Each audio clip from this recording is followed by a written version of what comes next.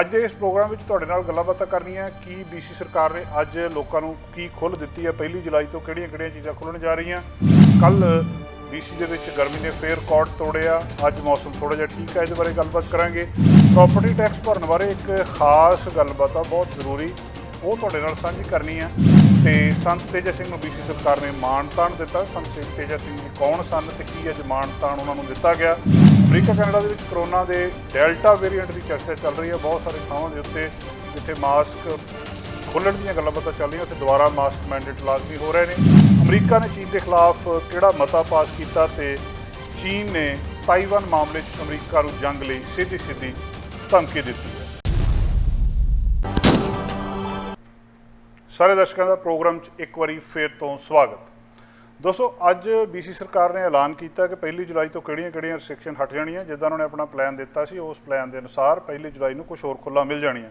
ਸੋ ਹੁਣ ਜਿਹੜੀ ਥੋੜ੍ਹਾ ਚਿਰ ਪਹਿਲਾਂ ਹੁਣ ਤੋਂ ਅਨਾਊਂਸਮੈਂਟ ਹੋਈ ਆ, ਉਹਦੇ ਵਿੱਚ ਇਹ ਕਿਹਾ ਗਿਆ ਕਿ ਜਿਹੜਾ ਮਾਸਕ ਪਾਉਣਾ ਆ ਉਹ ਹੁਣ ਜ਼ਰੂਰੀ ਨਹੀਂ ਹੋਊਗਾ। ਇਨਡੋਰ ਪਬਲਿਕ ਸਪੇਸਿਸ ਦੇ ਉੱਤੇ ਮਾਸਕ ਰਿਕਮੈਂਡਡ ਜ਼ਰੂਰ ਆ, ਕਹਿੰਦੇ ਹੈਗੇ ਆ ਪਾਓ, ਪਰ ਇਹ ਕੋਈ ਹੁਣ ਜ਼ਰੂਰੀ ਸ਼ਰਤ ਜਾਂ ਕਾਨੂੰਨ ਤੌਰ 'ਤੇ ਲਾਜ਼ਮੀ ਨਹੀਂ ਹੋਊਗਾ।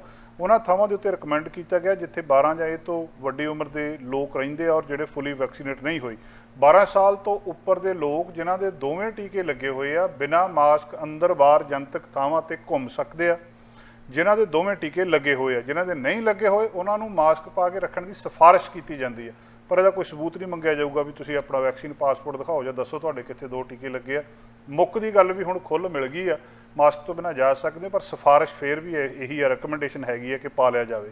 ਸੋ ਜਿਹੜੀਆਂ ਕਈ ਕੁਛ ਅੱਜ ਇਸ ਥਾਂ ਦੇ ਵਿੱਚ ਹੋਇਆ, ਪਿਛਲੇ 67 ਵੀਕਸ ਤੋਂ ਬਾਅਦ, ਇਸ ਐਮਰਜੈਂਸੀ ਤੋਂ ਬਾਅਦ ਹੁਣ ਡਿਕਲੇਅਰ ਕੀਤਾ ਗਿਆ ਕੁਛ ਨਾ ਕੁਛ ਕੋਵਿਡ-19 ਦੇ ਵਿੱਚ 38 ਨਵੇਂ ਕੇਸ ਅੱਜ ਆਏ ਆ। ਬਹੁਤ ਘੱਟ ਨੰਬਰ ਆ, ਬਹੁਤ ਚੰਗੀ ਗੱਲ ਵੀ ਆ। ਤੇ 2 ਸਟੈਪ ਦੇ ਲਈ ਅਸੀਂ ਅੱਗੇ ਜਿਹੜਾ ਜਾ ਰਹੇ ਹਾਂ। ਹੁਣ ਇਹ ਆ ਕਿ ਜਿਹੜਾ ਨਾਰਮਲ ਬਹੁਤ ਕੁਛ ਇਨਡੋਰ ਹੋ ਜਾਊਗਾ, ਆਊਟਡੋਰ ਪਰਸਨਲ ਗੈਦਰਿੰਗ ਪਹਿਲਾਂ ਵਾਂਗੂ ਹੋ ਸਕਦੀਆਂ। ਜਿਹੜੀ 1 ਜੁਲਾਈ ਤੋਂ ਹੁਣ ਜੋ ਕੁਛ ਲਾਗੂ ਹੋਣਾ ਆ, ਇਨਡੋਰ ਤੇ ਆਊਟਡੋਰ ਪਹਿਲਾਂ ਵਾਂਗੂ ਗੈਦਰਿੰਗਸ ਹੋ ਸਕਣਗੀਆਂ। ਕਪੈਸਿਟੀ ਉਹਦੇ ਲਈ ਰੱਖੀ ਗਈ ਹੈ। ਕਪੈਸਿਟੀ ਇਹ ਆ ਕਿ ਇਨਡੋਰ ਆਰਗੇਨਾਈਜ਼ਡ ਗੈਦਰਿੰਗ ਜਿਹੜੀ ਆ ਉਹ 50 ਜਣਿਆਂ ਦੀ ਹੋ ਸਕਦੀ ਆ ਔਰ ਅਪ ਟੂ 50% ਆਫ ਦਾ ਵੈਨਿਊਜ਼ ਟੋਟਲ ਕਪੈਸਿਟੀ। ਜਾਂ ਦੂਜੇ ਸ਼ਬਦਾਂ ਦੇ ਵਿੱਚ ਜਿਹੜੇ ਵੈਨਿਊ ਦੇ ਉੱਤੇ ਤੁਸੀਂ ਜਾਣਾ, ਜਿੰਨੇ ਉਹਦੇ 'ਚ ਲੋਕ ਬੈਠ ਸਕਦੇ, ਜਿੰਨੇ ਦੀ ਉਹਦੀ ਕਪੈਸਿਟੀ ਆ, ਤਾਂ ਉਹਦੇ ਵਿੱਚ ਅੱਧੇ ਉਹਦੇ 50%, ਮੰਨ ਲਓ 1500 ਦੀ ਕਪੈਸਿਟੀ ਵਾਲਾ ਹਾਲ ਆ ਤਾਂ ਉਹਦੇ ਵਿੱਚ 750 ਬੰਦਾ ਇਕੱਠਾ ਹੋ ਸਕਦਾ। ਇਹ ਇੱਕ ਬਹੁਤ ਵੱਡੀ ਗੱਲ ਆ, ਜਿਹਦੇ ਨਾਲ ਵਿਆਹ ਸ਼ਾਦੀਆਂ ਦੇ ਲਈ ਜਿਹੜੇ ਹਾਲ ਆ ਉਹ ਹੁਣ ਖੁੱਲ੍ਹਣਗੇ ਤੇ ਉਹਦੇ ਨਾਲ ਇੱਕ ਬਹੁਤ ਵੱਡੀ ਰਾਹਤ ਲੋਕਾਂ ਨੂੰ ਇਹਦੇ ਵਿੱਚੋਂ ਮਿਲਦੀ ਆ। ਸੋ ਦੋਵਾਂ ਦੇ ਵਿੱਚੋਂ ਜਿਹੜਾ ਵੀ ਵੱਡਾ ਹੋਵੇ, ਜਾਂ ਤਾਂ 50 ਤੇ ਜਾਂ ਉਹਦੀ ਕਪੈਸਿਟੀ ਦਾ 50%। ਸੋ ਜਿਹੜਾ ਮਤਲਬ ਇਹ ਕਿ ਫਾਇਰ ਡਿਪਾਰਟਮੈਂਟ ਨੇ ਹਾਲ ਨੂੰ ਜਿੰਨੀ ਕਪੈਸਿਟੀ ਦਾ ਸਰਟੀਫਿਕੇਟ ਦਿੱਤਾ ਹੈ ਉਹ ਤੋਂ ਅੱਧੇ ਜਾ ਸਕਦੇ ਆ। ਕਪੈਸਿਟੀ 600 ਦੀ ਆ ਤਾਂ 300 ਜਣਿਆਂ ਦੀ ਪਾਰਟੀ ਹਾਲ ਦੇ ਵਿੱਚ ਹੋ ਸਕਦੀ ਹੈ। ਦੂਜੀ ਦੋਸਤੋ, ਮੈਕਸੀਮਮ ਕਪੈਸਿਟੀ ਜਿਹੜੀ ਆਊਟਡੋਰ ਆਰਗੇਨਾਈਜ਼ ਗੈਦਰਿੰਗ ਆ, ਬਾਹਰ ਇਕੱਠੇ ਹੋਣ ਦੀ ਗੱਲ ਆ, ਉਹ 5000 ਲੋਕਾਂ ਤੱਕ ਹੋ ਸਕਦੀ ਹੈ, ਜਾਂ 50% ਵੈਨਿਊ ਦੀ ਟੋਟਲ ਕਪੈਸਿਟੀ ਦੀ, ਜਾਂ ਜਿਹੜਾ ਵੀ ਵੱਧਦਾ। ਜੇ ਬਾਹਰ 10,000 ਵਾਲਾ ਹਾਲ ਆ, 15,000 ਦੀ ਕਿਤੇ ਗੈਦਰਿੰਗ ਹੋ ਸਕਦੀ ਹੈ ਤਾਂ ਉੱਥੇ ਉਹਦਾ ਅੱਧ ਹੋ ਸਕਦਾ, ਨਹੀਂ ਤਾਂ 5,000 ਤੱਕ ਦਾ ਗੈਦਰਿੰਗ ਕੀਤੀ ਜਾ ਸਕਦੀ ਆ ਬਾਹਰ। ਇਹ 1 ਜੁਲਾਈ ਤੋਂ ਡਾਕਟਰ ਬੋਨੀ ਹੈਨਰੀ ਨੇ ਇਹ ਗੱਲ ਕਹੀ ਆ। ਉਹ ਕਹਿੰਦੇ ਅਸੀਂ ਇਹ ਗੱਲ ਦੇਖੀ ਆ ਕਿ ਬਾਹਰ ਕਰੋਨਾ ਬਹੁਤ ਘੱਟ ਫੈਲਦਾ, ਇਸ ਕਰਕੇ ਬਾਹਰ ਜ਼ਿਆਦਾ ਲੋਕ ਇਕੱਠੇ ਹੋ ਸਕਦੇ ਆ। ਦੂਜਾ, ਜਿਹੜੇ ਮੇਲੇ ਆ, ਫੇਅਰਸ ਆ, ਫੈਸਟੀਵਲਸ ਆ, ਟ੍ਰੇਡ ਸ਼ੋਅ ਆ, ਬਹੁਤ ਕੁਛ ਹੁੰਦਾ ਆ, ਉਹ ਸਾਰਾ ਕੁਛ ਜਿਹੜਾ ਆ ਹੁਣ ਉਹਨੂੰ ਦੁਬਾਰਾ ਨਾਰਮਲ ਵੱਲੋਂ ਆ ਰਿਹਾ ਆ। ਮੇਲੇ ਗੇਲੇ, ਇਕੱਠ, ਨਗਰ ਕੀਰਤਨ ਹੋ ਸਕਦੇ ਆ, ਖਿਆਲ ਰੱਖ ਕੇ ਕੀਤੇ ਜਾ ਸਕਦੇ ਆ। ਇਸੇ ਤਰ੍ਹਾਂ ਜਿਹੜਾ ਰੀਕ੍ਰੀਏਸ਼ਨਲ ਟਰੈਵਲ ਆ ਪੂਰੇ ਕੈਨੇਡਾ ਦੇ ਵਿੱਚ, ਪਹਿਲਾਂ ਤੁਹਾਨੂੰ ਯਾਦ ਹੋਊਗਾ ਸਭ ਤੋਂ ਪਹਿਲਾਂ ਸਿਰਫ ਆਪਣੇ ਹੈਲਥ ਰੀਜਨ 'ਚ ਅਸੀਂ ਰਹਿ ਸਕਦੇ ਸੀ, ਉਹਦੇ ਤੋਂ ਬਾਅਦ ਫਿਰ ਇਹਨਾਂ ਨੇ BC ਲਈ ਓਪਨ ਕਰਤਾ ਸੀ ਕਿ BC 'ਚ ਆਪਾਂ ਕਿਤੇ ਵੀ ਜਾ ਸਕਦੇ ਹਾਂ। ਹੁਣ ਪੂਰੇ ਕੈਨੇਡਾ ਦੇ ਵਿੱਚ ਰੀਕ੍ਰੀਏਸ਼ਨਲ ਰੀਜ਼ਨ ਦੇ ਲਈ ਸੜਕ, ਰੇਲ, ਹਵਾਈ ਕਿਸੇ ਵੀ ਰਸਤੇ ਰਾਹੀਂ ਘੁੰਮਿਆ ਜਾ ਸਕਦਾ ਹੈ। ਦੂਜਾ, ਕਸੀਨੋਜ਼ ਓਪਨ ਹੋ ਜਾਣਗੇ ਰਿਡਿਊਸਡ ਕਪੈਸਿਟੀ ਦੇ ਨਾਲ। 50% ਜਿਹੜੀ ਹੋਊਗੀ ਗੇਮਿੰਗ ਸਟੇਸ਼ਨਸ ਦੇ ਪਰਮਿਟਡ ਦੇ ਨਾਲ, ਜਿੰਨੀ ਉਹਦੀ ਕਪੈਸਿਟੀ ਆ ਉਹਦਾ 50%। ਦੂਜਾ, ਨਾਈਟ ਕਲੱਬਸ ਖੁੱਲ੍ਹ ਜਾਣਗੇ, 10 ਬੰਦੇ ਜਿਹੜੇ ਆ ਉਹ ਸੀਟਡ ਟੇਬਲਸ 'ਤੇ ਬੈਠੇ ਹੋਣਗੇ, ਸੋਸ਼ਲਾਈਜ਼ਿੰਗ ਨਹੀਂ ਹੋਊਗੀ, ਟੇਬਲਸ ਦੇ ਵਿਚਕਾਰ ਡਾਂਸਿੰਗ ਨਹੀਂ ਹੋਊਗੀ। ਬਹੁਤ ਕੁਛ ਜਿਹੜਾ ਉਹਨਾਂ ਨੇ ਲਿਕਰ ਸਟੋਰਸ ਦੇ ਆਵਰਸ ਦੇ ਵਿੱਚ ਚੇਂਜ ਕਰ ਦਿੱਤਾ। ਰੈਸਟੋਰੈਂਟਸ ਦੇ, ਪਬਸ ਦੇ ਟੇਬਲ ਲਿਮਿਟ ਜਿਹੜੀ ਆ ਉਹ ਵੈਨਿਊ ਦੇ ਹਿਸਾਬ ਨਾਲ ਡਿਟਰਮਨ ਕੀਤੀ ਜਾਊਗੀ, ਉਹਨਾਂ ਦੇ ਵਿੱਚ ਸੋਸ਼ਲਾਈਜ਼ਿੰਗ ਨਹੀਂ ਹੋ ਸਕਦੀ। ਇਸੇ ਤਰ੍ਹਾਂ ਹੀ ਜਿਹੜੀਆਂ ਸਪੋਰਟਸ ਆ ਜਾਂ ਦੂਜੀਆਂ ਐਕਸਰਸਾਈਜ਼ ਫੈਸਿਲਿਟੀ ਆ, ਜਿਮ ਵਗੈਰਾ ਆ, ਉੱਥੇ ਮਤਲਬ ਜਿਮ, ਕਸਰਤ ਕੇਂਦਰ ਜਾਂ ਹੋਰ ਫਿਟਨੈਸ ਟ੍ਰੇਨਿੰਗ ਆ, ਉਹ ਖੁਦ ਜ਼ਿੰਮੇਵਾਰੀ ਨਾਲ ਦੇਖਣਗੇ ਕਿ ਕਿਸ ਤਰ੍ਹਾਂ ਵਿਚਾਰ ਰੱਖਣਾ, ਖੁੱਲ੍ਹ ਜਾਣਗੇ। ਸੋ ਦੂਜੀ ਇਹ ਵੀ ਆ ਕਿ ਜਿਹੜੀ ਮਾਸਕ ਵੀਅਰਿੰਗ ਰਿਕਮੈਂਡੇਸ਼ਨ ਹੈਗੀ ਆ ਉਹ ਇਨਡੋਰ ਪਬਲਿਕ ਸਪੇਸਿਸ ਦੇ ਲਈ ਹੈਗੀ ਆ ਜਿਹੜੇ ਫੁੱਲੀ ਵੈਕਸੀਨੇਟਡ ਨਹੀਂ। ਸੋ ਹੁਣ ਮੁੱਕਦੀ ਗੱਲ ਕਿ ਜਿਹੜੇ ਹਾਲ ਆ ਉਹ ਖੁੱਲ੍ਹ ਜਾਣਗੇ 50% ਕਪੈਸਿਟੀ ਨਾਲ, ਜਿੰਨੇ ਦਾ ਹਾਲ ਆ ਉਹਦੀ ਅੱਧ ਦੀ ਉਹਦੇ ਵਿੱਚ ਗੈਦਰਿੰਗ ਹੋ ਸਕੂਗੀ। ਇਹ ਇੱਕ ਵੱਡੀ ਖਬਰ ਆ। ਤੇ ਜਿੱਦਾਂ ਕਿਉਂਕਿ ਉਹਨਾਂ ਨੇ ਕਿਹਾ ਗਿਆ ਸੀ ਕਿ ਕੁਝ ਸ਼ਰਤਾਂ ਆ, ਜੇ ਇੰਨੀ ਵੈਕਸੀਨੇਸ਼ਨ ਹੋਊਗੀ ਤਾਂ ਅਸੀਂ ਆਹ ਕਪੈਸਿਟੀ ਆਹ ਜਿਹੜੀ ਆ ਖੁੱਲ੍ਹ ਦੇ ਦਿਆਂਗੇ। ਹੁਣ ਅਸੀਂ ਅਸਲ ਦੇ ਵਿੱਚ ਤਾਂ ਜਿਹੜੀ 15 ਸਤੰਬਰ ਨੂੰ ਜਾ ਕੇ ਖੁੱਲ੍ਹ ਮਿਲਣੀ ਆ ਆਖਰੀ ਸਟੈਪ ਵਾਲੀ, ਉਦੋਂ ਤੱਕ ਦੀ ਵੈਕਸੀਨੇਸ਼ਨ ਦੀ ਰਿਕੁਆਇਰਮੈਂਟ ਨੂੰ ਵੀ ਪੂਰੀ ਕਰ ਚੁੱਕੇ ਆ। ਵੈਕਸੀਨੇਸ਼ਨ ਉਹਦੇ ਤੋਂ ਵੀ ਜ਼ਿਆਦਾ ਹੋ ਚੁੱਕੀ ਹੈ, ਪਰ ਖੁੱਲ੍ਹਾਂ ਜਿਹੜੀ ਉਹਨਾਂ ਨੇ ਇੱਕ ਪਲਾਨ ਦਿੱਤੀ ਸੀ, ਜਿਹੜਾ ਸਾਨੂੰ ਮਾਡਲ ਦਿੱਤਾ ਸੀ, ਉਹਦੇ ਹਿਸਾਬ ਨਾਲ ਹੀ ਹੋ ਰਹੀਆਂ ਨੇ। ਦੋਸਤੋ ਦੂਜੀ ਖਬਰ ਤੁਹਾਡੇ ਨਾਲ ਅੱਜ ਜਿਹੜੀ ਸਾਹਮਣੇ ਗੱਲਬਾਤ ਕਰਨੀ ਹੈ ਕਿ ਹੀਟ ਵੇਵ ਦਾ ਕੱਲ੍ਹ ਆਪਾਂ ਜ਼ਿਕਰ ਕੀਤਾ ਸੀ। ਬਹੁਤ ਸਖਤ ਦਿਨ ਸੀ ਕੱਲ੍ਹ ਦਾ, ਪਰਸੋਂ ਦਾ, ਪਰ ਲੰਘ ਗਿਆ। ਅੱਜ ਥੋੜ੍ਹੀ ਬਹੁਤੇ ਹਾਲਾਤ ਠੀਕ ਲੱਗਦੇ ਆ, ਪਰ ਕੱਲ੍ਹ ਦਾ ਦਿਨ ਜਿਨ੍ਹਾਂ ਦਾ ਲੰਘ ਗਿਆ ਉਹਨਾਂ ਨੂੰ ਲੱਗਦਾ ਕਿ ਇਹ ਸੌਖਾ ਲੰਘ ਗਿਆ, ਪਰ ਇੰਨਾ ਸੌਖਾ ਨਹੀਂ ਲੰਘਿਆ। ਬਹੁਤ ਸਾਰੀਆਂ ਮੌਤਾਂ ਹੋਈਆਂ ਬਜ਼ੁਰਗਾਂ ਦੀਆਂ। ਹਰ ਘੰਟੇ ਬਾਅਦ ਲਗਭਗ 911 ਤੇ ਇੱਕ ਮੌਤ ਦੀ ਕਾਲ ਆ ਰਹੀ ਸੀ ਕਿ ਇੱਥੇ ਫਲਾਣੇ ਨੂੰ ਕੁਛ ਹੋ ਗਿਆ, ਆ ਕੇ ਦੇਖ ਲਓ। ਵੇਟਿੰਗ ਬਹੁਤ ਲੰਬੀ ਸੀ। ਇਹ ਲਗਾਤਾਰ ਜਿਹੜੀ ਗਰਮੀ ਪੈ ਰਹੀ ਸੀ ਇਹਨੇ ਨੁਕਸਾਨ ਵੀ ਬਹੁਤ ਕੀਤਾ। ਜਿੱਥੇ ਫਸਲਾਂ ਦਾ ਨੁਕਸਾਨ ਕੀਤਾ, ਵੱਧਦੇ ਟੈਂਪਰੇਚਰ ਨੇ ਹੋਰ ਬਹੁਤ ਕੁਝ ਜਿਹੜਾ ਇਹਦੇ ਨਾਲ ਗਿਆ। ਜਿਹੜੇ ਪੈਟਸ ਸੀਗੇ ਉਹਨਾਂ ਦਾ ਬਹੁਤ ਨੁਕਸਾਨ ਕੀਤਾ, ਬੱਚਿਆਂ ਦਾ ਤੰਗੀ ਹੋਈ, ਤੇ ਖਾਸ ਕਰ ਜਿਹੜੇ ਸੀਨੀਅਰਸ ਦੀ ਸੀਗੀ, ਬਜ਼ੁਰਗਾਂ ਨੂੰ, ਉਹ ਬਹੁਤ ਤੰਗੀ ਹੋਈ ਆ। ਤੇ ਬਹੁਤ ਸਾਰੇ ਰੈਕਡ ਇਸ ਸਮੇਂ ਦੇ ਵਿੱਚ ਟੁੱਟੇ ਆ। ਵਿਲਿੰਗਟਨ BC ਜਿੱਦਾਂ ਆਪਾਂ ਗੱਲਬਾਤ ਕਰਦੇ ਸੀ, ਉੱਥੇ ਰਿਕਾਰਡ ਟੁੱਟਿਆ 47.9 ਡਿਗਰੀ ਸੈਂਟੀਗ੍ਰੇਡ ਦਾ। ਬੱਚੇ ਬਿਮਾਰ ਹੋਏ ਆ ਬਹੁਤ ਸਾਰੇ। 911 ਤੇ ਵੇਟਿੰਗ ਚੱਲਦੀ ਰਹੀ ਆ। ਦਰਜਨਾਂ ਬਜ਼ੁਰਗ ਦੱਸੇ ਜਾ ਰਹੇ ਆ ਕਿ ਆਪਣੇ ਏਰੀਏ ਦੇ ਵਿੱਚ ਇੱਥੇ ਜਿਹੜੇ ਗਰਮੀ ਨਾ ਝੱਲਦੇ ਹੋਏ ਅਕਾਲ ਚਲਾਣਾ ਕਰ ਗਿਆ। ਮੈਟਰੋ ਵੈਨਕੂਵਰ ਦੇ ਵਿੱਚ ਉਹ ਦੱਸ ਰਹੇ ਸੀ ਕਿ 24 ਦੇ ਕਰੀਬ ਸਡਨ ਡੈਥਸ ਹੋਈਆਂ ਕੱਲ੍ਹ। ਸੋ 24 ਘੰਟਿਆਂ ਦੇ ਵਿੱਚ ਹਰ ਘੰਟੇ ਦੇ ਵਿੱਚ ਇੱਕ ਮੌਤ, ਜਿਹਦਾ ਵੱਡਾ ਕਾਰਨ ਇਹ ਗਰਮੀ ਦੱਸਿਆ ਜਾ ਰਿਹਾ।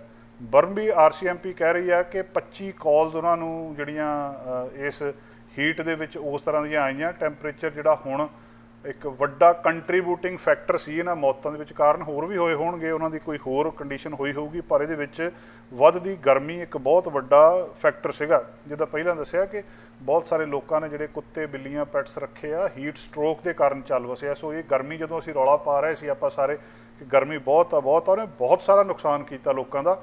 ਇਹ ਸੁੱਖੀ ਸੰਦੀ ਜਿਹਨਾਂ ਦੀ ਲੰਘ ਗਈ, ਚੰਗੀ ਗੱਲ ਆ, ਬਹੁਤ ਕਰਮਾਂ ਵਾਲੇ ਹੋ। ਪਰ ਕਿਉਂਕਿ ਇੰਨੀ ਗਰਮੀ ਦੇ ਲੋਕ ਆਦੀ ਨਹੀਂ ਆ, ਲੋਕਾਂ ਨੇ ਬਹੁਤ ਸਾਰੇ ਹੋਟਲ ਬੁੱਕ ਕਰਾ ਲਏ ਸੀ ਵੀ ਚਲੋ 24 ਘੰਟੇ ਹੋਟਲ 'ਚ ਰਹਿ ਕੇ ਜਾਨ ਬਚਾ ਲਈਏ। ਗਰਮੀ ਸਹਿ ਨਹੀਂ ਸੀ ਹੋ ਰਹੀ, ਤੇ ਸਾਰੇ ਹੋਟਲ ਬੁੱਕ ਸੀਗੇ। ਹੋਟਲ ਦੇ ਵਿੱਚ ਕਮਰਾ ਨਹੀਂ ਸੀ ਮਿਲ ਰਿਹਾ ਤੁਹਾਨੂੰ, AC ਨਹੀਂ ਸੀ ਮਿਲ ਰਿਹਾ ਕਿਸੇ ਵੀ ਸਟੋਰ ਦੇ ਉੱਤੋਂ, ਤੇ ਤੁਹਾਨੂੰ ਪੱਖਾ ਕੋਈ ਨਹੀਂ ਮਿਲ ਰਿਹਾ, ਫੈਨ ਕੋਈ ਨਹੀਂ ਮਿਲ ਰਿਹਾ।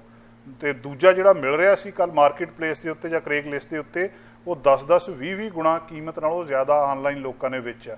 ਇਹ ਬੜੀ ਇੱਕ ਮਾੜੀ ਗੱਲ ਵੀ ਆ, ਪਰ ਇਹ ਇੱਕ ਆਉਣ ਵਾਲੇ ਸਮੇਂ ਦੇ ਵਿੱਚ ਇਹ ਸਾਰਾ ਕੁਝ ਬਹੁਤ ਜਲਦੀ ਵਾਪਰਿਆ ਕਰੂਗਾ। ਇਹ ਕਿਹੜਾ ਹੀਟ ਡੋਮ ਇਸ ਵੇਲੇ ਬਣਿਆ ਆ, ਜਿਹੜਾ ਇਸ ਵੈਦਰ ਦੇ ਲਈ ਰਿਸਪੌਂਸੀਬਲ ਸੀ, ਪਿੱਛੇ ਅਮਰੀਕਾ ਵਾਲੀਆਂ ਸਟੇਟਸ ਤੋਂ ਇੱਧਰ ਨੂੰ ਆਇਆ, ਤੇ ਹੁਣ ਇਹ ਸਾਰੇ ਦਾ ਸਾਰਾ ਅੱਗੇ ਨੂੰ ਅਲਬਰਟਾ ਵੱਲੋਂ ਚਲੇ ਗਿਆ।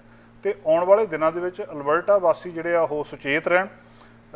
39 ਡਿਗਰੀ ਤੱਕ ਟੈਂਪਰੇਚਰ ਉੱਥੇ ਹੋ ਸਕਦਾ ਆ। ਜੈਸਪਰ ਦੇ ਵਿੱਚ ਬ੍ਰੇਕਿੰਗ ਜਿਹੜਾ ਹੀਟ ਉੱਥੇ ਹੈਗੀ ਆ, ਜਿੰਨੇ ਵੀ ਹੁਣ ਤੱਕ ਦੇ ਰਿਕਾਰਡ ਸੀਗੇ ਉਹ ਟੁੱਟ ਰਹੇ ਆ। ਤੇ ਉਧਰਲੇ ਪਾਸੇ ਇਸ ਵੇਲੇ ਪ੍ਰੈਡਿਕਸ਼ਨਸ ਕੀਤੀਆਂ ਜਾ ਰਹੀਆਂ ਕਿ 40 ਡਿਗਰੀ ਤੱਕ ਅਲਬਰਟਾ ਦੇ ਕੁਝ ਹਿੱਸਿਆਂ ਦੇ ਵਿੱਚ, ਜਿਹਦੇ ਆਪਾਂ ਅਲਬਰਟਾ ਨੂੰ ਜਾਣਦੇ ਹਾਂ ਕਿ ਠੰਡ ਕਰਕੇ, ਬਰਫ਼ ਕਰਕੇ ਜਿਹੜਾ ਜਾਣਿਆ ਜਾਂਦਾ, ਉੱਥੇ ਇੰਨਾ ਟੈਂਪਰੇਚਰ ਹੋ ਸਕਦਾ ਹੈ। ਗ੍ਰੈਂਡ ਪ੍ਰੈਰੀ, ਐਡਮਿੰਟਨ, ਕੈਲਗਰੀ, ਇੱਥੇ ਦੱਸ ਦਿਆ ਕਿ 36 ਡਿਗਰੀ ਤੱਕ ਟੈਂਪਰੇਚਰ ਹੋ ਸਕਦਾ ਹੈ। ਤੇ ਜਿਹੜੀਆਂ ਉਹ ਕੁਝ ਕੁ ਸੁਝਾਅ ਦੇ ਰਹੇ ਆ, ਕਿਉਂਕਿ ਗਰਮੀ ਆਉਣ ਵਾਲੇ ਦਿਨਾਂ ਦੇ ਵਿੱਚ ਪੈਣੀ ਆ। ਹਫ਼ਤਾ ਬਹੁਤ ਸੌਖਾ ਲੰਘ ਜਾਣਾ, ਠੀਕ ਠਾਕ ਹੈ, ਤਾਪਮਾਨ ਪਹਿਲੇ ਦੇ ਮੁਕਾਬਲੇ ਘੱਟ ਆ। ਡਾਇਰੈਕਟ ਸਨਲਾਈਟ ਨੂੰ ਕਹਿੰਦੇ ਅਵੋਇਡ ਕਰੋ ਜਿੰਨਾ ਕਰ ਸਕਦੇ ਆ, ਨਾ ਸਿੱਧੀ ਧੁੱਪ ਦੇ ਵਿੱਚ ਜਾਓ। ਦੂਜਾ, ਜਿੰਨਾ ਟਾਈਮ ਤੁਹਾਡਾ ਠੰਡੀਆਂ ਥਾਵਾਂ ਦੇ ਉੱਤੇ AC ਦੇ ਵਿੱਚ ਇੱਧਰ ਉੱਧਰ ਸਪੈਂਡ ਕਰੋ, ਉਨੀ ਕੋਸ਼ਿਸ਼ ਕਰੋ ਲਾਇਬ੍ਰੇਰੀ ਚਲੇ ਜਾਓ, ਕਿਤੇ ਬਹੁਤ ਸਾਰੇ ਜਿਹੜੇ ਰੈਕ ਸੈਂਟਰਸ ਉਹ ਖੁੱਲ੍ਹੇ ਨੇ, ਉੱਥੇ ਚਲੇ ਜਾਓ। ਜ਼ਿਆਦਾ ਤੋਂ ਜ਼ਿਆਦਾ ਪਾਣੀ ਪੀਓ, ਤੇ ਇਹ ਪਾਣੀ ਜਦੋਂ ਤੁਹਾਨੂੰ ਪਿਆਸ ਲੱਗਦੀ ਹੈ ਉਹਦੇ ਤੋਂ ਪਹਿਲਾਂ ਪੀ ਲਓ। ਮਤਲਬ ਪਿਆਸ ਨਹੀਂ ਵੀ ਲੱਗੀ ਤਾਂ ਵੀ ਪਾਣੀ ਪੀ ਲਓ, ਤਾਂ ਕਿ ਪਿਆਸ ਨਾ ਲੱਗੇ, ਸਟ੍ਰੋਕ ਤੋਂ ਬਚਿਆ ਜਾ ਸਕਦਾ। ਔਰ ਇਹ ਸਾਰੀਆਂ ਗੱਲਾਂ ਇਸ ਕਰਕੇ ਕਹੀਆਂ ਜਾ ਰਹੀਆਂ ਕਿਉਂਕਿ ਇਹਦੇ ਨਾਲ ਬਹੁਤ ਸਾਰੀਆਂ ਦੁਰਘਟਨਾਵਾਂ ਵਾਪਰੀਆਂ ਆ। ਦੂਜਾ ਕੋਈ ਵੀ ਜ਼ੋਰ ਵਾਲਾ ਕੰਮ ਜਿਹੜਾ ਜੇ ਵਾਹ ਲੱਗਦੀ ਬਚਾਅ ਕਰ ਸਕਦੇ ਹੋ, ਹਾਰਡ ਐਕਸਰਸਾਈਜ਼ ਇੱਦਾਂ ਦੀਆਂ ਚੀਜ਼ਾਂ ਤੋਂ ਬਚਾਅ ਰੱਖੋ। ਸਨਬਰਨ ਤੋਂ ਬਚਣ ਦੇ ਲਈ ਆਪਣੇ ਸਨਸਕ੍ਰੀਨ SPF 30 ਦਾ ਘੱਟੋ ਘੱਟ ਕਹਿੰਦੇ ਲਾ ਕੇ ਜਾਓ, ਬਾਹਰ ਘੱਟ ਨਿਕਲੋ ਤੇ ਹਲਕੇ ਕੱਪੜੇ ਪਾਓ ਤੇ ਹਲਕੇ ਰੰਗ ਦੇ ਕੱਪੜੇ ਪਾਓ, ਲੂਜ਼ ਫਿਟਿੰਗ ਵਾਲੇ ਕੱਪੜੇ ਪਾਓ। ਹੋ ਸਕਦਾ ਆਪਣੇ ਕੋਲ ਅੰਬਰੇਲਾ ਲੈ ਕੇ, ਛਤਰੀ ਲੈ ਕੇ ਬਾਹਰ ਨਿਕਲੋ। ਸੋ ਇਹ ਕੁਝ ਟਿਪਸ ਆ ਜਿਹੜੀਆਂ ਵੱਖ-ਵੱਖ ਮਾਹਰ ਐਕਸਪਰਟ ਦੇ ਰਹੇ ਆ, ਇਹਨੂੰ ਫੋਲੋ ਕਰਕੇ ਤੁਸੀਂ ਹੀਟ ਤੋਂ ਬਚ ਸਕਦੇ ਹੋ, ਜਿਹੜੀ ਕਿ ਅਜੇ ਵੀ ਪੂਰੀ ਤਰ੍ਹਾਂ ਕਿਤੇ ਗਈ ਨਹੀਂ। ਆਉਣ ਵਾਲੇ ਸਮੇਂ ਦੇ ਵਿੱਚ ਇਸ ਤਰ੍ਹਾਂ ਦੇ ਹੋਰ ਸੰਕਟਾਂ ਦਾ ਸਾਨੂੰ ਸਾਹਮਣਾ ਕਰਨਾ ਪੈ ਸਕਦਾ। ਦੋਸਤੋ ਅਗਲੀ ਖਬਰ ਪ੍ਰਾਪਰਟੀ ਟੈਕਸ ਨਾਲ ਸੰਬੰਧਿਤ ਆ। BC ਦੇ ਵਿੱਚ ਪ੍ਰਾਪਰਟੀ ਟੈਕਸ ਭਰਨ ਵੇਲੇ ਘਰ ਵਿੱਚ ਰਹਿੰਦੇ ਹੋਣ ਜਾਂ ਤੁਸੀਂ ਅਪਾਹਜ ਜਾਂ ਬਜ਼ੁਰਗ ਆ, ਉਹਦੀ ਗ੍ਰਾਂਟ ਲੈਣ ਵਾਸਤੇ ਇਸ ਵਾਰੀ ਸਿਟੀ ਨੂੰ ਨਹੀਂ ਸਗੋਂ BC ਸਰਕਾਰ ਨੂੰ ਦੱਸਣਾ ਪੈਣਾ। ਅੱਗੇ ਆਪਾਂ ਜਦੋਂ ਇਹ ਗ੍ਰਾਂਟ ਲੈਂਦੇ ਆ ਸਿਟੀ ਨੂੰ ਦੱਸਦੇ ਆ, ਸਿਟੀ ਵਾਲੇ ਜਦੋਂ ਆਪਾਂ ਪ੍ਰਾਪਰਟੀ ਟੈਕਸ ਦੇਣਾ ਹੁੰਦਾ ਨਾਲ ਹੀ ਉਹ ਗ੍ਰਾਂਟ ਅਪਲਾਈ ਕਰ ਦਿੰਦੇ ਆ, ਗ੍ਰਾਂਟ ਸਾਨੂੰ ਮਿਲ ਜਾਂਦੀ, ਉਹਨਾਂ ਪ੍ਰਾਪਰਟੀ ਟੈਕਸ ਘਟ ਜਾਂਦਾ। ਪਰ ਇਸ ਵਾਰੀ ਇਹਦੇ ਵਿੱਚ ਫਰਕ ਆ। ਕਈ ਲੋਕ ਕੀ ਕਰਦੇ ਸੀ, ਝੂਠ ਬੋਲ ਕੇ ਗ੍ਰਾਂਟ ਲੈ ਲੈਂਦੇ ਸੀ। ਹੁਣ ਸਿਟੀਜ਼ ਦੀ ਬਜਾਏ ਇਹ BC ਸਰਕਾਰ ਕੋਲ ਜਦੋਂ ਆਪਾਂ ਇਹ ਗ੍ਰਾਂਟ ਲੈਣ ਲਈ ਜਾਵਾਂਗੇ ਤਾਂ BC ਸਰਕਾਰ ਕੋਲ ਸਪੈਕੂਲੇਸ਼ਨ ਟੈਕਸ, ਵੈਕੈਂਸੀ ਟੈਕਸ, ਉਹ ਸਾਰੇ ਫਾਰਮ ਉੱਥੇ ਭਰੇ ਪਏ ਆ ਤੇ ਸਾਰਾ ਡਾਟਾ ਉਹਨਾਂ ਦੇ ਕੋਲ ਮੌਜੂਦ ਆ ਕਿ ਕਿਹੜੇ ਘਰ 'ਚ ਕੌਣ ਰਹਿੰਦਾ ਤੇ ਕਿਸ ਤਰੀਕੇ ਦੇ ਨਾਲ ਰਹਿੰਦਾ। ਉਹ ਉੱਥੇ ਹੁਣ ਫੜੇ ਜਾਣ ਦੇ ਪੂਰੇ ਅਸਾਰ ਬਣ ਗਏ। ਸੋ ਹੁਣ ਇਸ ਗੱਲ ਦੇ ਲਈ ਸਿਟੀ ਦੇ ਕੋਲੋਂ ਹੁਣ ਅਸੀਂ ਗ੍ਰਾਂਟ ਨਹੀਂ ਅਪਲਾਈ ਕਰਨੀ, BC ਸਰਕਾਰ ਕੋਲ ਕਰਨੀ ਹੈ। ਹਾਲਾਂਕਿ ਜਿੱਥੇ ਆਪਾਂ ਗ੍ਰਾਂਟ ਭਰਦੇ ਹਾਂ, ਜਿਹੜੇ ਪੇਜ 'ਤੇ ਜਾ ਕੇ ਵੈਬਸਾਈਟ 'ਤੇ ਉਹਦੇ ਪਾਸੇ ਇੱਕ ਲਿੰਕ ਦਿੱਤਾ ਹੈ, ਉੱਥੇ ਤੁਸੀਂ ਅੱਗੇ ਜਾ ਸਕਦੇ ਆ। BC ਸਰਕਾਰ ਜਿਹੜੀ ਗ੍ਰਾਂਟ ਦੇ ਫਾਰਮ ਭਰਨ ਲੱਗਿਆ ਤੁਹਾਡਾ ਸੋਸ਼ਲ ਇੰਸ਼ੋਰੈਂਸ ਨੰਬਰ ਵੀ ਮੰਗਦੀ ਆ। ਹੋਮ ਓਨਰ ਗ੍ਰਾਂਟ BC 'ਤੇ ਤੁਸੀਂ ਗੂਗਲ ਕਰੋ, ਲਿੰਕ ਦੇ ਉੱਤੇ ਜਾ ਕੇ ਹੋਮ ਓਨਰ ਗ੍ਰਾਂਟ ਲਈ ਅਪਲਾਈ ਕੀਤਾ ਜਾ ਸਕਦਾ। ਫੋਨ 'ਤੇ ਵੀ ਕਰ ਸਕਦੇ ਹਾਂ 1888355270 ਇਹ ਨੰਬਰ ਦੇ ਉੱਤੇ ਜਿਹੜਾ ਤੁਸੀਂ ਫ਼ੋਨ ਕਰ ਲਓ। ਪਰ ਸਮਾਂ ਇਹਦੇ 'ਤੇ ਕਾਫੀ ਲੱਗਦਾ, ਪਰ ਫਿਰ ਵੀ ਜਿਹੜਾ 1-888-355-2700 ਇਸ ਨੰਬਰ ਦੇ ਉੱਤੇ ਤੁਸੀਂ ਫ਼ੋਨ ਕਰੋਗੇ ਤਾਂ ਤੁਹਾਨੂੰ ਇਹ ਸਾਰੀ ਜਾਣਕਾਰੀ ਵੀ ਮਿਲ ਸਕਦੀ ਹੈ ਤੇ ਤੁਸੀਂ ਗ੍ਰਾਂਟ ਲਈ ਅਪਲਾਈ ਵੀ ਕਰ ਸਕਦੇ ਆ। ਆਟੋਮੈਟਿਡ ਵੀ ਭਰ ਸਕਦੇ ਆ ਤੁਸੀਂ, ਉਹਦੇ ਹਿਸਾਬ ਨਾਲ ਉਹਦੇ ਇਹ ਨੰਬਰ ਮਿਲਾ ਲਓ, ਉਹਦੇ ਤੋਂ ਬਾਅਦ 3 ਦੱਬ ਦਿਓ, ਜਿਹੜੀ ਮਸ਼ੀਨ ਪੁੱਛ ਰਹੀ ਆ ਉਹ ਦੱਸੀ ਜਾਓ ਤੇ ਫ਼ੋਨ ਕਰਕੇ ਆਪਣਾ ਪ੍ਰਾਪਰਟੀ ਟੈਕਸ ਜਿਹੜਾ ਆ ਉਹ ਬਿੱਲ ਜਦੋਂ ਤੁਸੀਂ ਫ਼ੋਨ ਕਰਨਾ ਅੱਗੇ ਰੱਖ ਲਓ। ਪ੍ਰਾਪਰਟੀ ਟੈਕਸ ਭਰਨ ਦੀ ਆਖਰੀ ਤਰੀਕ 2 ਜੁਲਾਈ ਆ, ਉਹਦੇ ਤੋਂ ਬਾਅਦ ਤੁਹਾਨੂੰ ਫਾਈਨ ਪੈ ਜਾਣਾ। ਇਸ ਗੱਲ ਦਾ ਖਿਆਲ ਰੱਖੋ, ਬਹੁਤ ਸਾਰੇ ਲੋਕ ਭੁੱਲ ਜਾਂਦੇ ਆ। 2 ਜੁਲਾਈ ਪ੍ਰਾਪਰਟੀ ਟੈਕਸ ਭਰਨ ਦੀ ਆਖਰੀ ਤਰੀਕ ਆ, ਇਸ ਗੱਲ ਦਾ ਖਿਆਲ ਰੱਖਿਆ ਜਾਵੇ। ਦੋਸਤੋ ਅਗਲੀ ਇੱਕ ਖਬਰ ਸੰਤ ਤੇਜਾ ਸਿੰਘ ਜੀ ਬਾਰੇ ਆ। ਜੁਲਾਈ 1 ਜਿਹੜਾ ਆ ਉਹ ਸੰਤ ਤੇਜਾ ਸਿੰਘ ਡੇ ਵਜੋਂ ਪ੍ਰੋਕਲੇਮ ਕੀਤਾ ਗਿਆ province of British Columbia Canada ਦੇ ਵਿੱਚ। ਮਤਲਬ ਇਹ ਦਿਨ 1 ਜੁਲਾਈ ਦਾ ਦਿਨ ਸੰਤ ਤੇਜਾ ਸਿੰਘ ਜੀ ਦੇ ਨਾਂ 'ਤੇ ਬ੍ਰਿਟਿਸ਼ ਕੋਲੰਬੀਆ ਸਰਕਾਰ ਨੇ ਸਮਰਪਿਤ ਕੀਤਾ ਆ। ਸਿੱਖ ਕੌਮ ਦੀ ਮਹਾਨ ਹਸਤੀ ਸੰਤ ਬਾਬਾ ਤੇਜਾ ਸਿੰਘ ਜੀ ਨੇ ਕੈਨੇਡਾ ਵਿੱਚ ਸਿੱਖਾਂ ਦੀਆਂ ਹੀ ਨਹੀਂ ਸਗੋਂ ਸਾਰੇ ਪੰਜਾਬੀਆਂ ਦੀਆਂ, ਭਾਰਤੀਆਂ ਦੀਆਂ ਜਿਹੜਾ ਲਾਉਣ ਦੇ ਵਿੱਚ ਅਹਿਮ ਭੂਮਿਕਾ ਨਿਭਾਈ। ਸੰਤ ਤੇਜਾ ਸਿੰਘ ਜੀ 29 ਸਾਲ ਦੀ ਉਮਰ ਦੇ ਵਿੱਚ ਇੱਥੇ ਆਏ ਸੀ। ਪਹਿਲਾਂ ਉਹ ਇੰਗਲੈਂਡ ਜਾ ਕੇ ਉਹਨਾਂ ਨੂੰ ਪੜ੍ਹਾਈ ਕੀਤੀ। ਕੈਂਬਰਿਜ ਯੂਨੀਵਰਸਿਟੀ ਵਿੱਚ ਦੁਨੀਆ ਦੇ ਪਹਿਲੇ ਪਗੜੀਧਾਰੀ ਸਿੱਖ ਬਣੇ। ਇਹ ਤੋਂ ਇਲਾਵਾ ਉਹਨਾਂ ਨੇ ਕੋਲੰਬੀਆ ਦੇ ਹਾਰਵਰਡ ਯੂਨੀਵਰਸਿਟੀ ਦੇ ਵਿੱਚ ਵੀ ਪੜ੍ਹਾਈ ਕੀਤੀ। ਜਦੋਂ ਉਸ ਸਮੇਂ ਦੇ ਦੌਰਾਨ ਉਹ ਕੈਨੇਡਾ ਰਹਿੰਦੇ ਸੀ ਤਾਂ ਸਿੱਖਾਂ 'ਤੇ ਭਾਰੀ ਮੁਸ਼ਕਲਾਂ ਆ ਗਈਆਂ ਸੀ। ਉਸ ਸਮੇਂ ਬ੍ਰਿਟਿਸ਼ ਜਿਹੜੇ ਕਿ ਕੈਨੇਡਾ ਸਮੇਤ ਬਹੁਤ ਸਾਰੇ ਮੁਲਕਾਂ 'ਤੇ ਰਾਜ ਕਰ ਰਹੇ ਸੀ, ਵਾਈਟ ਕੈਨੇਡਾ ਕਹਿ ਕੇ ਸਿੱਖ ਹਿੰਦੂ ਮੁਸਲਮਾਨ ਨੂੰ ਨਫ਼ਰਤ ਕਰਨ ਲੱਗ ਪਏ ਸੀ। ਹਿੰਦੁਸਤਾਨੀਆਂ ਨੂੰ ਹੰਡੂਰਸ ਭੇਜਣ ਦਾ ਫੈਸਲਾ ਕਰ ਲਿਆ ਸੀ। ਬਹੁਤ ਸਾਰੇ ਲੋਕਾਂ ਨੂੰ ਉਸ ਵੇਲੇ ਹੰਡੂਰਸ ਭੇਜਿਆ ਵੀ ਜਾ ਰਿਹਾ ਸੀ, ਜਿੱਥੇ ਕਿ ਉਸ ਸਮੇਂ ਜਿਹੜਾ ਯੈਲੋ ਫੀਵਰ, ਪੀਲਾ ਬੁਖਾਰ ਫੈਲਿਆ ਹੋਇਆ ਸੀ। ਜ਼ਮੀਨਾਂ ਦਾ ਲਾਲਚ ਦੇ ਕੇ ਕਿ ਤੁਸੀਂ ਫਾਰਮਰ ਹੋ, ਤੁਸੀਂ ਕਿਸਾਨ ਹੋ, ਤੁਸੀਂ ਉੱਥੇ ਚੱਲ ਜਾਓ, ਤੁਹਾਨੂੰ ਉੱਥੇ ਜ਼ਮੀਨਾਂ ਦਿੱਤੀਆਂ ਜਾਣਗੀਆਂ, ਉੱਥੇ ਭੇਜਿਆ ਜਾ ਰਿਹਾ ਸੀ। ਜਦੋਂ ਇੱਦਾਂ ਦੇ ਲਾਲਚ ਦੇ ਕੇ ਉਹਨਾਂ ਨੂੰ ਕੱਢ ਰਿਹਾ ਸੀ ਤਾਂ ਸੰਤ ਤੇਜਾ ਸਿੰਘ ਜੀ ਨੇ ਉਹਨਾਂ ਦੀ ਬਾਂਹ ਫੜੀ। ਸਭ ਤੋਂ ਪਹਿਲਾਂ ਖਾਲਸਾ ਦੀਵਾਨ ਸੁਸਾਇਟੀ ਦਾ ਗਠਨ ਕੀਤਾ ਤੇ ਰਜਿਸਟਰਡ ਕਰਵਾਇਆ ਗਿਆ। ਇਹਦੇ ਨਾਲ ਇੱਕ ਬਹੁਤ ਵੱਡਾ 250 ਏਕੜ ਜ਼ਮੀਨ ਦਾ ਟੁਕੜਾ ਖਰੀਦ ਕੇ ਸਿੱਖਾਂ ਦੀ ਯੂਨੀਵਰਸਿਟੀ ਬਣਾਉਣ ਦਾ ਟੀਚਾ ਮਿੱਥਿਆ ਗਿਆ। ਇਹ ਤੋਂ ਇਲਾਵਾ Guru Nanak mining trust company ਸਥਾਪਿਤ ਕੀਤੀ ਗਈ। ਉਹ ਤੋਂ ਬਾਅਦ ਸੰਤ ਤੇਜਾ ਸਿੰਘ ਜੀ ਨੇ ਹਿੰਦੁਸਤਾਨੀਆਂ ਦੇ ਪਰਿਵਾਰਾਂ ਨੂੰ ਇੱਥੇ ਲਿਆਉਣ ਲਈ ਹੱਕ ਦਿਵਾਏ। ਪਹਿਲਾ ਅੰਮ੍ਰਿਤ ਸੰਚਾਰ ਵੈਨਕੂਵਰ ਦੀ ਧਰਤੀ 'ਤੇ ਕੀਤਾ, ਪਹਿਲਾ ਨਗਰ ਕੀਰਤਨ ਵੀ ਕੈਨੇਡਾ ਦੀ ਧਰਤੀ 'ਤੇ ਕੀਤਾ ਤੇ ਵਿਕਟੋਰੀਆ ਜਾ ਕੇ ਗੁਰਦੁਆਰਾ ਸਥਾਪਿਤ ਕੀਤਾ। ਉਹ ਤੋਂ ਬਾਅਦ ਉਹਨਾਂ ਨੇ ਅੰਮ੍ਰਿਤ ਸੰਚਾਰ ਦੀ ਲਹਿਰ ਚਲਾਈ। ਵੈਨਕੂਵਰ, ਸਿਆਟਲ, ਪੋਰਟਲੈਂਡ ਅੰਮ੍ਰਿਤ ਸੰਚਾਰ ਕਰਦੇ ਹੋਏ ਕੈਲੀਫੋਰਨੀਆ ਪਹੁੰਚੇ। ਸੰਤ ਵਿਸਾਖਾ ਸਿੰਘ, ਬਾਬਾ ਜਵਾਲਾ ਸਿੰਘ ਜੋ ਗਦਰ ਲਹਿਰ ਦੇ ਮੋਢੀ ਸਨ, ਉਹਨਾਂ ਨਾਲ ਮਿਲ ਕੇ ਅਮਰੀਕਾ ਪਹੁੰਚ ਕੇ ਪਹਿਲਾ ਗੁਰਦੁਆਰਾ ਸਥਾਪਿਤ ਕੀਤਾ।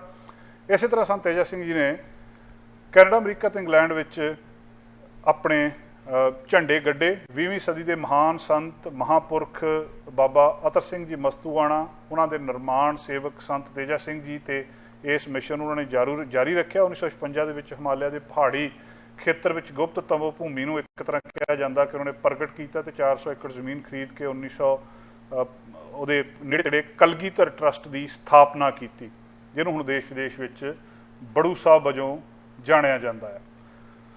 ਦੋਸਤੋ, ਅਗਲੀ ਖਬਰ ਜਿਹੜੀ ਤੁਹਾਡੇ ਨਾਲ ਸਾਂਝੀ ਕਰਨੀ ਆ ਉਹ ਇਹ ਆ ਕਿ ਡੈਲਟਾ ਵੇਰੀਐਂਟ ਦੀ ਬਹੁਤ ਚਰਚਾ ਹੋ ਰਹੀ ਹੈ ਇਸ ਵੇਲੇ ਵਾਇਰਸ ਦੀ। ਜਦੋਂ ਅਸੀਂ ਕੋਵਿਡ-19 ਦੀ ਗੱਲਬਾਤ ਕਰਦੇ ਹਾਂ, ਇਹਦੀਆਂ ਨਵੀਆਂ ਕਿਸਮਾਂ ਸਾਡੇ ਸਾਹਮਣੇ ਆਈਆਂ। ਹੁਣ ਜਿਹੜੀ ਕਿਸਮ ਇੰਨੀ ਚਿੰਤਾ ਪੈਦਾ ਕਰ ਰਹੀ ਉਹਨੂੰ ਡੈਲਟਾ ਵੇਰੀਐਂਟ ਕਹਿੰਦੇ ਆ। ਇਹ ਕਰੋਨਾ ਵਾਇਰਸ ਜਿਹੜਾ ਆ ਲਗਾਤਾਰ ਫੈਲ ਰਿਹਾ ਆ, ਲਗਭਗ ਅਮਰੀਕਾ ਦੀਆਂ ਸਾਰੀਆਂ ਸਟੇਟਸ ਦੇ ਵਿੱਚ ਫੈਲ ਚੁੱਕਾ ਹੈ, ਹਰ ਥਾਂ ਦੇ ਉੱਤੇ ਹੈਗਾ ਆ। ਅਸੀਂ ਖਾਸ ਤੌਰ ਤੇ US ਦੇ ਹਵਾਲੇ ਨਾਲ ਇਸ ਕਰਕੇ ਗੱਲ ਕਰ ਰਹੇ ਹਾਂ ਕਿ ਲਾਸ ਐਂਜਲਸ ਕਾਊਂਟੀ ਦੇ ਡਿਪਾਰਟਮੈਂਟ ਨੇ ਜਿਹੜਾ ਉਹਨਾਂ ਦਾ Los Angeles County Department of Public Health ਆ, ਉਹਨਾਂ ਨੇ ਰਿਕਮੈਂਡ ਕੀਤਾ ਆ ਕਿ ਸਾਰੇ ਉੱਥੇ ਦੇ ਰਹਿਣ ਵਾਲੇ ਮਾਸਕ ਪਾਓ ਪਬਲਿਕ ਇਨਡੋਰ ਪਲੇਸਿਸ ਦੇ ਵਿੱਚ, ਬਿਨਾਂ ਇਸ ਮਤਲਬ ਤੋਂ ਕਿ ਤੁਹਾਨੂੰ 1 ਡੋਜ਼ ਲੱਗੀ ਆ, 2 ਡੋਜ਼ ਲੱਗੀਆਂ ਜਾਂ ਵੈਕਸੀਨ ਲੱਗੀ ਹੈ ਜਾਂ ਨਹੀਂ ਲੱਗੀ, ਮਾਸਕ ਪਾਓ। ਹੁਣ ਲਾਸ ਐਂਜਲਸ ਕਾਊਂਟੀ ਦੇ ਵਿੱਚੋਂ ਇਹ ਰਿਕਮੈਂਡੇਸ਼ਨ ਆਉਣੀ ਕਿ ਮਾਸਕ ਪਾਓ, ਜਦੋਂ ਕਿ ਸਾਰੇ ਅਮਰੀਕਾ ਦੇ ਵਿੱਚ ਇਹ ਰਿਕਮੈਂਡੇਸ਼ਨ ਇਹ ਆ ਰਹੀਆਂ ਕਿ ਮਾਸਕ ਲਾ ਦਿਓ। ਹੁਣ ਲੋੜ ਰਹੀ ਹੈ, ਪੂਰੇ ਕੈਲੀਫੋਰਨੀਆ ਦੇ ਵਿੱਚ ਮਾਸਕ ਮੈਂਡੇਟ ਬਹੁਤ ਦੇਰ ਦਾ ਹਟ ਚੁੱਕਿਆ, ਪਰ ਜੇ ਦੁਬਾਰਾ ਇਹ ਉੱਥੇ ਉਹਨਾਂ ਨੇ ਜ਼ਰੂਰੀ ਨਹੀਂ ਕੀਤਾ, ਰეკਮੈਂਡ ਜ਼ਰੂਰ ਕੀਤਾ, ਪਰ ਜੇ ਉੱਥੇ ਰეკਮੈਂਡੇਸ਼ਨ ਆਈ ਹੈ ਤਾਂ ਬਾਕੀ ਵੀ ਰეკਮੈਂਡੇਸ਼ਨਸ ਆ ਸਕਦੀਆਂ। ਇਹਦਾ ਮਤਲਬ ਗੱਲ ਪੁੱਠੇ ਪਾਸੇ ਨੂੰ ਵੀ ਤੁਰ ਸਕਦੀ ਹੈ, ਜਿਹਦਾ ਕਿ ਇਸ ਵੇਲੇ ਖਤਰਾ ਬਣਿਆ ਤੇ ਉਹਦਾ ਮੁੱਖ ਕਾਰਨ ਇਸ ਵੇਲੇ ਡੈਲਟਾ ਵੇਰੀਐਂਟ ਹੀ ਮੰਨਿਆ ਜਾ ਰਿਹਾ। ਜਿਹੜਾ ਅੱਜ ਅਨਾਊਂਸਮੈਂਟ ਦੇ ਵਿੱਚ ਉਹਨਾਂ ਨੇ ਇੱਕ ਕਲੀਅਰ ਕੱਟ ਗੱਲ ਕੀਤੀ ਆ ਕਿ ਜਿਹੜੇ ਸੀਰੀਅਸਲੀ ਸਾਡੀ ਸਿਹਤ ਨੂੰ ਪ੍ਰਭਾਵਿਤ ਕਰਨ ਵਾਲਾ ਇਹ ਸਟ੍ਰੇਨ ਹੈਗਾ ਆ, ਇਹ ਬਹੁਤ ਵੱਡਾ ਖਤਰਾ ਆ।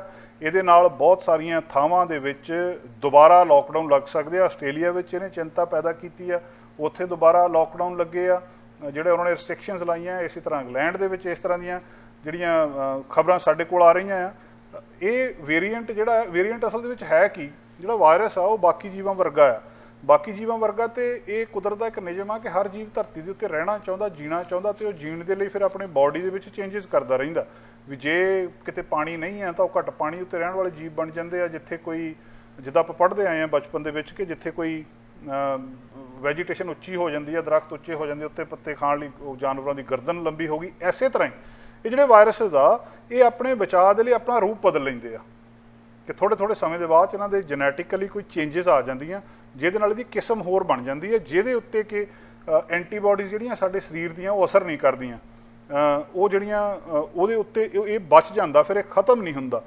ਇਹ ਜਿਹੜਾ ਹੁਣ ਡੈਲਟਾ ਵੇਰੀਐਂਟ ਆਇਆ, ਇਹਨੇ ਇਸ ਵੇਲੇ ਬਹੁਤ, ਹਜੇ ਤੱਕ ਤੇ ਦੱਸਿਆ ਜਾ ਰਿਹਾ ਕਿ ਜਿਹੜੀਆਂ ਵੈਕਸੀਨ ਸਾਡੇ ਕੋਲ ਹੈਗੀਆਂ ਆ ਉਹ ਇਫੈਕਟਿਵ ਨੇ, ਉਹਨਾਂ ਦਾ ਅਸਰ ਇਹਦੇ ਉੱਤੇ ਹੈਗਾ ਆ, ਪਰ ਫਿਰ ਵੀ ਇਹਨੇ ਇਸ ਸਟ੍ਰੇਨ ਨੇ ਇੱਕ ਖਤਰਾ ਪੈਦਾ ਕਰ ਦਿੱਤਾ ਆ, ਕਿਉਂਕਿ ਫੈਲਦਾ ਬਹੁਤ ਤੇਜ਼ੀ ਨਾਲ ਆ, ਕਾਫੀ ਤੇਜ਼ੀ ਨਾਲ ਇਹ ਫੈਲਦਾ ਆ। ਤੇ ਸਾਰੀਆਂ US ਸਟੇਟਸ ਦੇ ਵਿੱਚ ਜਿੱਥੇ ਫੈਲ ਚੁੱਕਾ ਆ, ਪਹਿਲਾਂ ਇਹਨੂੰ ਜਿਹੜਾ ਜਦੋਂ ਇਹਦੀ ਉਹ ਸਾਹਮਣੇ ਆਈ ਸੀਗੀ ਤਾਂ ਇਹਦੇ ਬਾਰੇ ਇਹਨੂੰ ਨਾਂ ਦਿੱਤੇ ਗਏ ਸੀ ਵੱਖਰੇ ਵੱਖਰੇ। ਹੁਣ ਇਸ ਵੇਰੀਐਂਟ ਦਾ ਇੰਡੀਆ ਦੇ ਵਿੱਚ ਸਭ ਤੋਂ ਪਹਿਲੀ ਵਾਰੀ ਆਇਡੈਂਟੀਫਾਈ ਕੀਤਾ ਗਿਆ ਸੀ।